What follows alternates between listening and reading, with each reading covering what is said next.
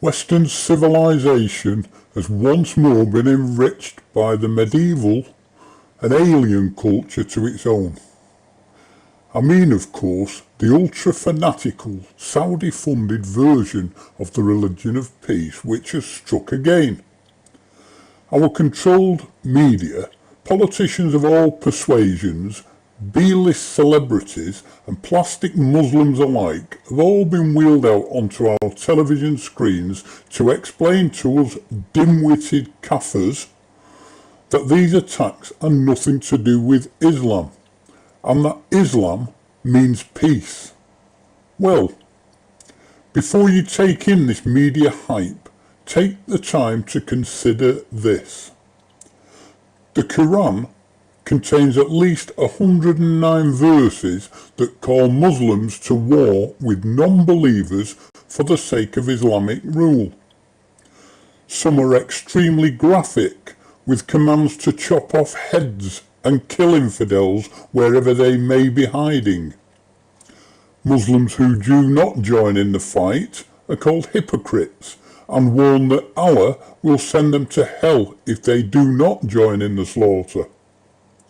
The smaller number of tolerant verses in the Quran were written earlier, and these people regard them as having been overwritten and made obsolete by the latter brutally violent ones.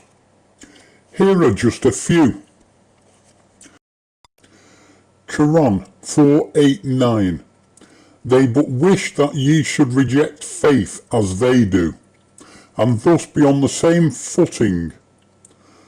But take not friends from their ranks until they flee in the way of Allah. But if they turn renegade, seize them and slay them wherever ye find them. And in any case, take no friends or helpers from their ranks. Quran 8:3-9. And fight with them until there is no more fitna, disorder or unbelief, and religion is all for Allah. Quran 8:6-7. It is not for a prophet that he should have prisoners of war until he has made a great slaughter in the land. Sahih Muslim 133. The Messenger of Allah said, I have been commanded to fight against people till they testify that there is no God but Allah and that Muhammad is the Messenger of Allah. Sahih Bukhari 5273. Allah's Apostle said, Know that paradise is under the shades of the swords. Tabari 969. Killing unbelievers is a small matter to us. These were the words of the Prophet Muhammad.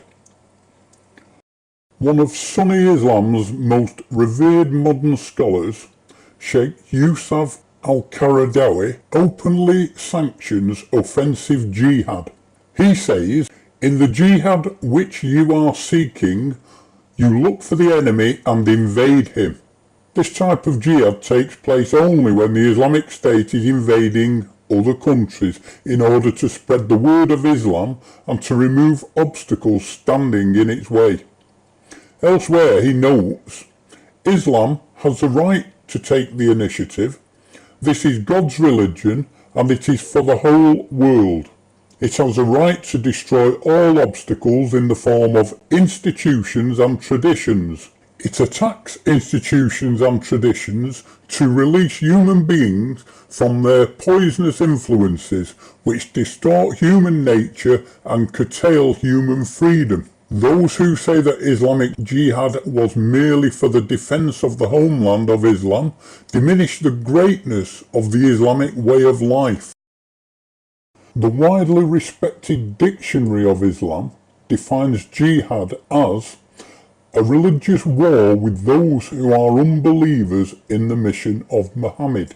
It is an incumbent religious duty established in the Quran and in the traditions as a divine institution and enjoined specially for the purpose of advancing Islam and of repelling evil from Muslims, quoting from the Hanafi school of Hidayah. So there you have it. That was a small in fact minuscule sample of violent verses from this great book of peace. To be fair and accurate, at various points in history, mainstream Muslim scholars have interpreted the violent verses of the Quran so as to hedge them round with qualifications and greatly limit their use. Every few centuries, a radical fundamentalist wave sweeps over much of the Muslim world and does away with such interpretations, insisting that the Quran must be read literally, which turns it into a manual for murdering and enslaving infidels and taking over their countries. And thanks to our stupid, ignorant political leaders allowing Saudi Arabia to fund so many mosques and madrasas in Britain, their ultra-violent version of Islam is now the one followed by huge and growing numbers of young Muslims in Britain and the rest of the West. This is why, when politicians and so-called celebrities speak out about Islam and say that it is a religion of peace, it's so sickeningly untrue. If slavery, imperialism, intolerance, misogyny, sexual repression and warfare are peaceful acts, then maybe Islam could be described as peaceful. But these acts, which are so prevalent in the Quran, are nothing like peaceful. Islam is convinced of its own perfection, and Wahhabism especially. It ruthlessly shuns self-examination and represses any form of criticism. This is what makes the Quran's verses of violence so dangerous. They are given the weight of divine command.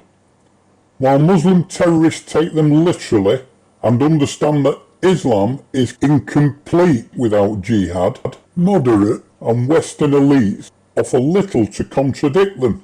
Speaking of peace and love may reassure the ignorant, but when every 12th verse of Islam's holiest book either speaks of Allah's hatred for non-Muslims or calls for their death, forced conversion or subjugation, it's little wonder that sympathy for terrorism runs as deeply as it does in the broader Muslim community.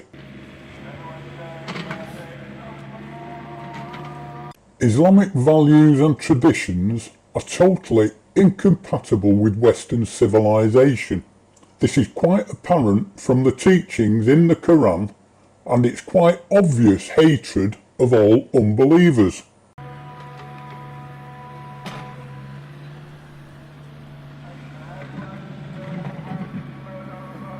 Islam will never be at peace until it is the dominant religion in all countries it exists in. Individual Muslims are not to blame for this problem. Our government and past governments of the past 40 to 50 years are to blame and should be held accountable.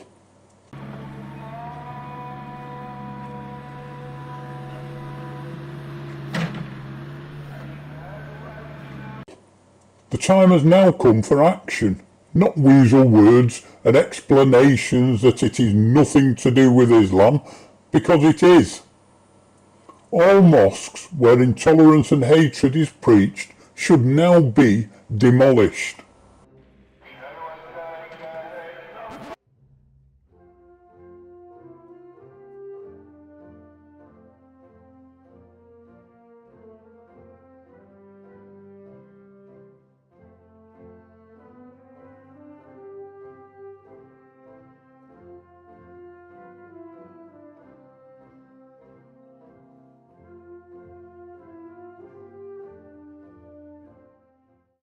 Hate preachers should now be deported. Only this tough action will begin to free us from the horrors that we have witnessed over the past few weeks.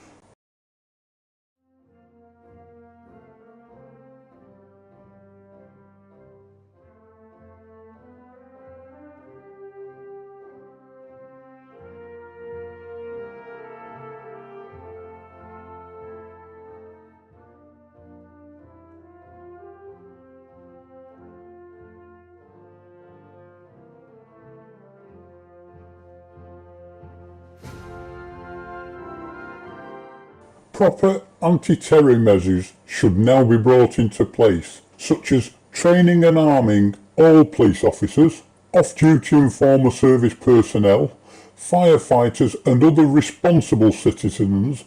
That would help.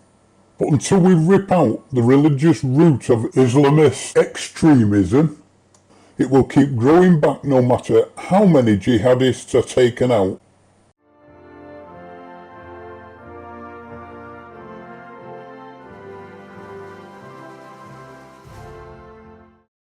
Until this is done, and until political correctness allows us to question the compatibility of Islam with our way of life, we will be in danger of these sort of attacks happening more frequently until they become just the norm.